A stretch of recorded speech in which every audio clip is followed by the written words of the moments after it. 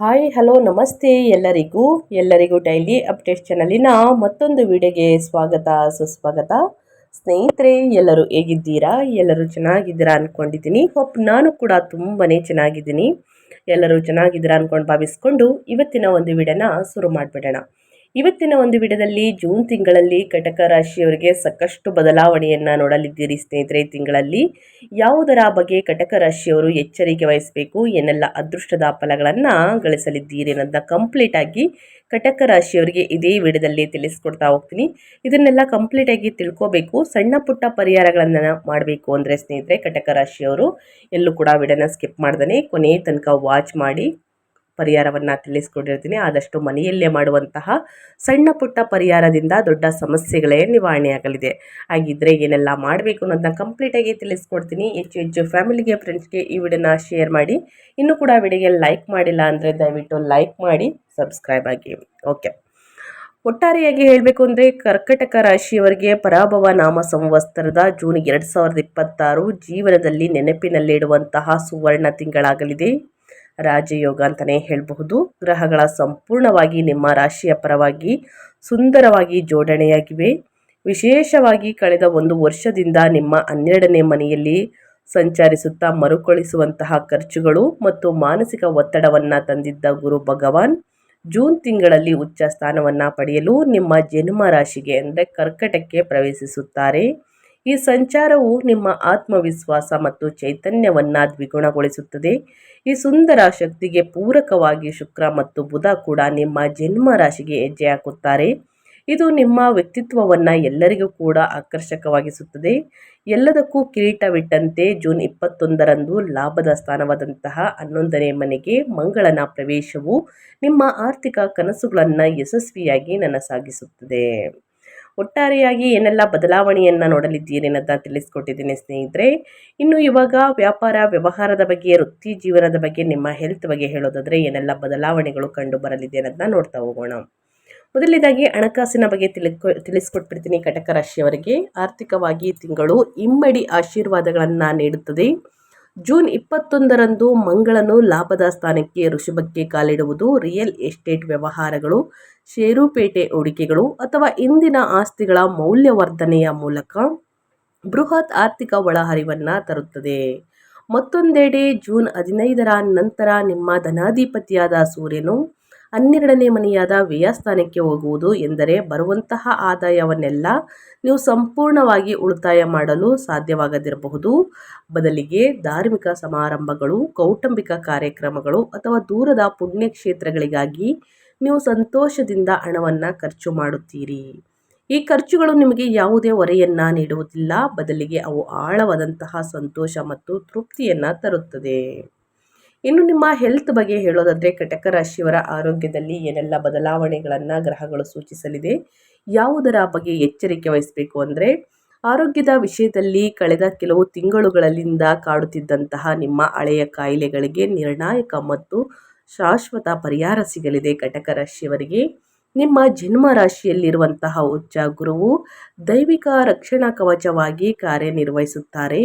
ನಿಮ್ಮ ರೋಗ ನಿರೋಧಕ ಶಕ್ತಿಯು ಅದ್ಭುತವಾಗಿ ವೃದ್ಧಿಯಾಗುತ್ತದೆ ಮತ್ತು ನಿಮ್ಮ ಮುಖದಲ್ಲಿ ವಿಶಿಷ್ಟವಾದಂತಹ ಕಾಂತಿಯುತ ಹೊಳಪು ಗೋಚರಿಸುತ್ತದೆ. ಜೂನ್ 15ರ ನಂತರ 12ನೇ ಮನೆಯ ಸೂರ್ಯನ ಸಂಚಾರದಿಂದ ಉಂಟಾಗುವಂತಹ ಕಣ್ಣಿನ ಆಯಾಸ ಅಥವಾ ತಾತ್ಕಾಲಿಕ ನಿದ್ರೆಯ ವ್ಯತ್ಯಾಸಗಳನ್ನು ಹೊರತುಪಡಿಸಿ ಯಾವುದೇ ಪ್ರಮುಖ ಆರೋಗ್ಯ ಸಮಸ್ಯೆಗಳು ನಿಮ್ಮ ಹತ್ತಿರ ಸುಳಿಯುವುದಿಲ್ಲ. ನಿಮ್ಮ ದಿನಚರಿಯಲ್ಲಿ ನಿಯಮಿತ ಯೋಗ ಅಥವಾ ಧ್ಯಾನವನ್ನು ಅಳವಡಿಸಿಕೊಳ್ಳುವುದು ಸಂಪೂರ್ಣ ಮಾನಸಿಕ ಪ್ರಸನ್ನತೆಯನ್ನು ಕಾಯ್ದುಕೊಳ್ಳಲು ಸಹಾಯವನ್ನು ಮಾಡುತ್ತದೆ ಸ್ನೇಹಿತರೆ. ಇನ್ನು ಅದೇ ರೀತಿ ಕುಟುಂಬದ ಬಗ್ಗೆ ಪುಟ್ಟದಾಗಿ ಹೇಳೋದಾದರೆ ಸ್ನೇಹಿತರೆ ಏನೆಲ್ಲ ಬದಲಾವಣೆಯನ್ನು ಕಟಕ ರಾಶಿಯವರು ನೋಡಲಿದ್ದೀರಿ ಅಂದರೆ ನಿಮ್ಮ ಕೌಟುಂಬಿಕ ಕ್ಷೇತ್ರವು ಅತ್ಯಂತ ಆಹ್ಲಾದಕರವಾಗಿ ಬದಲಾಗಲಿದೆ. ನಿಮ್ಮ ಜನ್ಮ ರಾಶಿಯಲ್ಲಿ ಉಚ್ಚ ಗುರು ಮತ್ತು ಶುಕ್ರನ ಭವ್ಯವಾದ ಸಂಯೋಜನೆಯು ನಿಮ್ಮ ಸಂಗಾತಿಯೊಂದಿಗೆ ನಿಮ್ಮನ್ನು ಹೆಚ್ಚು ಹತ್ತಿರವಾಗಿಸುತ್ತದೆ. ನಿಮ್ಮ ಮಾತಿನಲ್ಲಿನ ಮಧುರತೆ ಮತ್ತು ಆತ್ಮೀಯತೆಯು ಸಂಬಂಧಿಕರು ಮತ್ತು ಸ್ನೇಹಿತರನ್ನು ಮಂತ್ರಮುಗ್ಧರನ್ನಾಗಿಸುತ್ತದೆ ಅಂತಲೇ ಹೇಳಬಹುದು. ವಿವಾಹ ಸಂಬಂಧಗಳನ್ನು ಹುಡುಕುತ್ತಿರುವವರಿಗೆ ಗುರುವಿನ ಶುಭ ದೃಷ್ಟಿಯೊಂದಿಗೆ ಲಗ್ನದಲ್ಲಿನ ಮಂಗಳಕರ ಗ್ರಹಗಳ ಸಂಚಾರವು ವಿವಾಹವನ್ನು ನಿಶ್ಚಯಿಸಲು ಈ ತಿಂಗಳನ್ನು ಅತ್ಯಂತ ಸೂಕ್ತವಾಗಿಸುತ್ತದೆ. ಸಂತಾನ ಪ್ರಾಪ್ತಿಗಾಗಿ ಹಂಬಲಿಸುತ್ತಿರುವಂತಹ ವಿವಾಹಿತ ದಂಪತಿಗಳಿಗೆ ಅದ್ಭುತ ಸುದ್ದಿ ಸಿಗಲಿದೆ. ಅಂದರೆ ಸಂತಾನ ಭಾಗ್ಯದ ವಾರ್ತೆಯನ್ನು ಕೇಳಲಿದ್ದೀರಿ. ಪುಟ್ಟ ವ್ಯಕ್ತಿ ಆಗಮನ ಅಂತಲೇ ಹೇಳ್ಬೋದು ನಿಮ್ಮ ಮನೆಗೆ. ಮನೆಯಲ್ಲಿ ಅತ್ಯಂತ ಪವಿತ್ರವಾದಂತಹ ಮತ್ತು ಸಂಭ್ರಮದ ವಾತಾವರಣ ನೆಲೆಸಲಿದೆ. ಒಟ್ಟಾರೆಯಾಗಿ ಏನೆಲ್ಲ ಬದಲಾವಣೆಯನ್ನು ನೋಡಲಿದ್ದೀರಿ ಅಂತ ಕಂಪ್ಲೀಟಾಗಿ ತಿಳಿಸ್ಕೊಟ್ಟಿದ್ದೀನಿ. ಇನ್ನು ವ್ಯಾಪಾರದ ಬಗ್ಗೆ ಹೇಳೋದಾದರೆ, ಸ್ವತಂತ್ರ ವ್ಯಾಪಾರಸ್ಥರಿಗೆ ಗ್ರಹಗಳ ಸಂಪೂರ್ಣವಾಗಿ ಅನುಕೂಲಕರವಾಗಿ ಜೋಡಣೆಯಾಗಿವೆ. ಜೂನ್ 2ರಂದು ಉಚ್ಚ ಗುರುವು ನಿಮ್ಮ ಜನ್ಮ ರಾಶಿಗೆ ಪ್ರವೇಶಿಸಿ ನಿಮ್ಮ 7ನೇ ಮನೆಯಾದ ವ್ಯಾಪಾರ ಸ್ಥಾನವನ್ನು ನೇರವಾಗಿ ದೃಷ್ಟಿಸುವುದರಿಂದ ವ್ಯಾಪಾರ ಪಾಲುದಾರರೊಂದಿಗಿನ ದೀರ್ಘಕಾಲದ ವಿವಾದಗಳು ಅಥವಾ ಭಿನ್ನಾಭಿಪ್ರಾಯಗಳು ಮರೆಯಾಗಿ ನಿಮ್ಮ ಉದ್ಯಮವು ಹೆಚ್ಚು ಲಾಭದಾಯಕದ ಹಾದಿಯಲ್ಲಿ ದೃಢವಾಗಿ ಸಾಗುತ್ತದೆ. ನಿಮ್ಮ ಲಾಭ ಮತ್ತು ಸುಖದ ಸ್ಥಾನದ ಅಧಿಪತಿಯಾದ ಶುಕ್ರನು ಜನ್ಮ ರಾಶಿಯಲ್ಲಿ ಗುರುವಿನೊಂದಿಗೆ ಸೇರಿಕೊಳ್ಳುತ್ತಾರೆ. ಇದು ಸೃಜನಶೀಲ ಕಲೆಗಳು, ಮನೋರಂಜನೆ, ಸೌಂದರ್ಯವರ್ಧಕಗಳು ಮತ್ತು ರೆಸ್ಟೋರೆಂಟ್ ಕ್ಷೇತ್ರದಲ್ಲಿ ಇರುವವರಿಗೆ ಗ್ರಾಹಕರ ದಟ್ಟಣೆಯನ್ನು ಗಣನೀಯವಾಗಿ ಹೆಚ್ಚಿಸುತ್ತದೆ. ನಿಮ್ಮ ಕಾರ್ಪೊರೇಟ್ ಬ್ರ್ಯಾಂಡ್ ಮೌಲ್ಯವು 10 ಪಟ್ಟು ಹೆಚ್ಚಾಗುತ್ತದೆ. ಹೊಸ ಬಂಡವಾಳವನ್ನು ಹೂಡಲು ಅಥವಾ ವಿಸ್ತರಣೆ ಯೋಜನೆಗಳನ್ನು ಕಾರ್ಯಗತಗೊಳಿಸಲು ಇದು ಹೇಳಿ ಮಾಡಿಸಿದ ತಿಂಗಳು ಜೂನ್ ತಿಂಗಳು ಅಂತಲೇ ಹೇಳಬಹುದು ಕಟಕ ರಾಶಿಯವರಿಗೆ.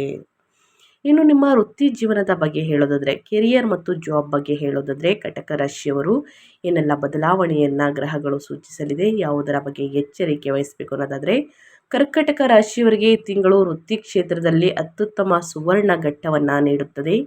ನಿಮ್ಮ 10ನೇ ಅಧಿಪತಿ ಮತ್ತು ಯೋಗಕಾರಕ ಮಂಗಳನು ಜೂನ್ 21ರವರೆಗೆ ದ್ವಿಗ್ಬಲದೊಂದಿಗೆ ನಿಮ್ಮ ಕರ್ಮ ಸ್ಥಾನವಾದಂತಹ 10ನೇ ಮನೆಯಲ್ಲಿ ಸಂಚರಿಸುತ್ತಾರೆ. ಇದರಿಂದಾಗಿ ಕೆಲಸದ ಸ್ಥಳದಲ್ಲಿ ನಿಮ್ಮ ಕಾರ್ಯಕ್ಷಮತೆಯು ಅಪಾರ ಮೆಚ್ಚುಗೆಯನ್ನು ಪಡೆಯುತ್ತದೆ ಸ್ನೇಹಿತರೆ. ಮತ್ತು ನೀವು ತೆಗೆದುಕೊಳ್ಳುವ ಆಡಳಿತಾತ್ಮಕ ನಿರ್ಧಾರಗಳು ನಿಮ್ಮ ಸಂಸ್ಥೆಗೆ ಭಾರಿ ಲಾಭವನ್ನು ತಂದುಕೊಡುತ್ತವೆ. ಜೊತೆಗೆ ಮೇಲಧಿಕಾರಿಗಳ ಸಂಪೂರ್ಣ ಬೆಂಬಲವನ್ನು ಪಡೆಯುತ್ತೀರಿ. ಜೂನ್ 15ರ ನಂತರ ಸೂರ್ಯನು 12ನೇ ಮನೆಗೆ ಪ್ರವೇಶಿಸುತ್ತಿದ್ದಂತೆ ಬಹುರಾಷ್ಟ್ರೀಯ ಕಂಪನಿಗಳಲ್ಲಿ ಕಾರ್ಯನಿರ್ವಹಿಸುತ್ತಿರುವಂತಹ ವೃತ್ತಿಪರರಿಗೆ ಸಾಗರೋತ್ತರ ಕಾರ್ಯ ಯೋಜನೆಗಳು ಅಥವಾ ಆನ್ಸೈಟ್ ಪಾತ್ರಗಳಿಗಾಗಿ ಅತ್ಯುತ್ತಮ ಅವಕಾಶಗಳು ತೆರೆದುಕೊಳ್ಳುತ್ತವೆ. ಜೂನ್ 21ರಂದು ಮಂಗಳನು ಲಾಭ ಸ್ಥಾನವಾದಂತಹ 11ನೇ ಮನೆಗೆ ಬದಲಾದಾಗ ಬಹು ನಿರೀಕ್ಷಿತ ಬಡ್ತಿ ಅಥವಾ ಬಯಸಿದ ಉದ್ಯೋಗ ವರ್ಗಾವಣೆಯು ಖಂಡಿತವಾಗಿಯೂ ಕೈಗೂಡಲಿದೆ ಅಂತಲೇ ಹೇಳಬಹುದು. ಒಟ್ಟಾರೆಯಾಗಿ ವ್ಯಾಪಾರ ವ್ಯವಹಾರದಲ್ಲಿ, ಹಣಕಾಸಿನಲ್ಲಿ, ವೃತ್ತಿ ಜೀವನದಲ್ಲಿ ಏನೆಲ್ಲ ಬದಲಾವಣೆಯನ್ನು ಗ್ರಹಗಳು ಸೂಚಿಸಲಿದೆ, ಯಾವುದರ ಬಗ್ಗೆ ಎಚ್ಚರಿಕೆ ವಹಿಸಬೇಕು ಅನ್ನೋದನ್ನ ಕಂಪ್ಲೀಟಾಗಿ ತಿಳಿಸ್ಕೊಟ್ಟಿದ್ದೀನಿ ಸ್ನೇಹಿತರೆ. ಇನ್ನು ಸಣ್ಣ ಪುಟ್ಟ ಪರಿಹಾರವನ್ನು ಮಾಡಿ ನಿಮ್ಮ ಸಮಸ್ಯೆಗಳು ನಿವಾರಣೆಯಾಗಲಿದೆ. ಮೊದಲನೇದಾಗಿ ಸೂರ್ಯನ ಆರಾಧನೆ. ಜೂನ್ 15ರ ನಂತರ ಅಥವಾ ಪ್ರತಿ ಭಾನುವಾರ ಸ್ನೇಹಿತರೆ, ಸೂರ್ಯನಿಗೆ ಅಂದರೆ ಸೂರ್ಯನಿಂದ ಉಂಟಾಗುವ ಸಣ್ಣ ಪುಟ್ಟ ಆರೋಗ್ಯದ ಸಮಸ್ಯೆಗಳು, ಕಣ್ಣಿನ ಆಯಾಸ, ಉಷ್ಣತೆ ಹೆಚ್ಚಾಗಲಿದೆ. ಇದೆಲ್ಲವೂ ನಿವಾರಣೆಯಾಗಬೇಕು ಅಂದರೆ ಕಟಕ ರಾಶಿಯವರಿಗೆ ಕಣ್ಣಿನಿಂದ ಸ್ನೇಹಿತರೆ ಸಾಕಷ್ಟು ಸಮಸ್ಯೆಗಳನ್ನು ನೋಡಿರ್ತೀರ. ಆಯಾಸ ಹೆಚ್ಚಾಗಲಿದೆ. ಚೆನ್ನಾಗಿ ನಿದ್ರೆಯನ್ನು ಮಾಡಬೇಕು ಅಂತಂದರೆ ಮತ್ತು ಸಂಪತ್ತಿನ ನಷ್ಟವನ್ನು ತಡೆಯಲು ಮುಂಜಾನೆ ಸೂರ್ಯ ನಮಸ್ಕಾರವನ್ನು ಅಭ್ಯಾಸ ಮಾಡಿ ಮತ್ತು ನಿಯಮಿತವಾಗಿ ಆದಿತ್ಯ ಹೃದಯ ಸ್ತೋತ್ರವನ್ನು ಪಠಿಸಿ ಓಂ ಆದಿತ್ಯಾಯ ನಮಃ ಎಂಬ ಮಂತ್ರವನ್ನು ಸಿಂಪಲ್ಲಾಗಿ ಹೇಳ್ಬೋದು ಪ್ರತಿಯೊಬ್ಬರು ಕೂಡ. ಯಾರಿಗೆ ಹೇಳೋದಕ್ಕೆ ಬರೋದಿಲ್ಲ ಅಂಥವ್ರು ಕೇಳಿಸ್ಕೊಳ್ಳಿ, ಆಲಿಸಿ ಅಂತ ಹೇಳ್ತಾ ನಾನು ವಿಡಿಯೋವನ್ನು ಎಂಡ್ ಮಾಡ್ತಾ ಇದ್ದೀನಿ. ಈ ಒಂದು ಪರಿಹಾರದಿಂದ ಸಮಸ್ಯೆಗಳು ನಿವಾರಣೆಯಾಗಲಿದೆ. ಆದಷ್ಟು ಬಡವರಿಗೆ, ನಿರ್ಗತಿಕರಿಗೆ ನಿಮ್ಮ ಕೈಯಲ್ಲಾದಷ್ಟು ಹಣ ಸಹಾಯ, ಅನ್ನದಾನ, ವಸ್ತ್ರದಾನ ಮಾಡಿ ಅಂತ ಹೇಳ್ತಾ ನಾನು ವಿಡಿಯೋವನ್ನು ಎಂಡ್ ಮಾಡ್ತಾ ಇದ್ದೀನಿ. ಇವತ್ತಿನ ಒಂದು ವಿಡಿಯೋದಲ್ಲಿ ಸಂಪೂರ್ಣ ಮಾಹಿತಿ ಸಿಕ್ಕಿದ್ದಲ್ಲಿ ವಿಡಿಯೋಗೆ ಲೈಕ್, ಕಮೆಂಟ್, ಶೇರ್ ಮಾಡಿ. ಮತ್ತೊಂದು ವಿಡಿಯೋದಲ್ಲಿ ಸಿಗ್ತೀನಿ. Thank you for watching.